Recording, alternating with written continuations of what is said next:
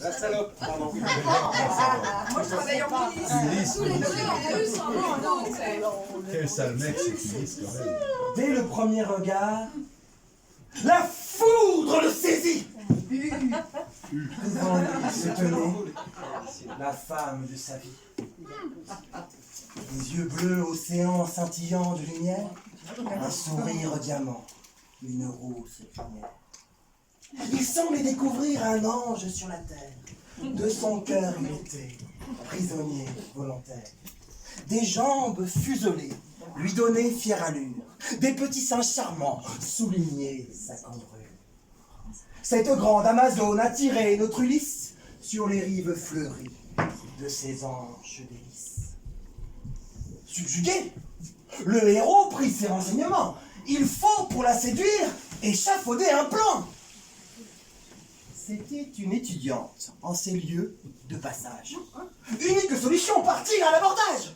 Il s'arma de courage et questionna la belle.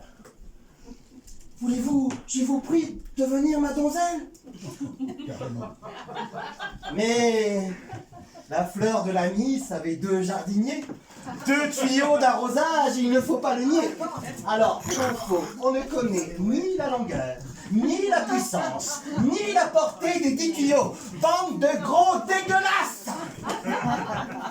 Un amant rapproché, un lointain fiancé. L'un entretient le corps et l'autre les pensées.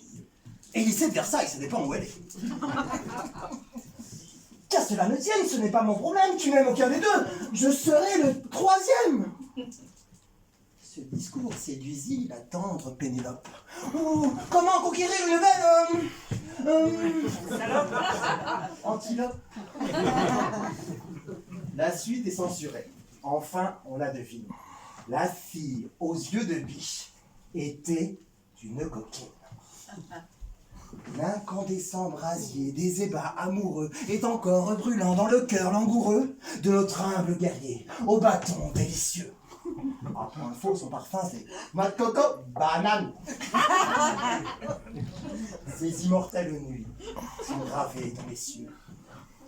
Le séjour de la belle, hélas, se terminait. Elle alla au pays de son cher fiancé. Ce départ, si soudain, fut un vrai cataclysme, et Ulysse faillit arrêter le cyclisme. Pourtant, il était sûr, dans son plus grand malheur, d'avoir finalement trouvé son âme sœur. Indubitablement, inévitablement, inéluctablement, inexorablement, pousse-toi de la maman, j'y pas également. Elle allait succomber, aujourd'hui ou demain. Ce serait sa moitié, c'était là son destin. Et alors, par courrier, il avoua son amour. Silence de la belle, et enfin, un beau jour. Mais je n'ai pas écrit la suite de l'histoire. Alors, dorénavant, j'avance dans le noir. Comme la ticogna, tu pouffias, tes pétas.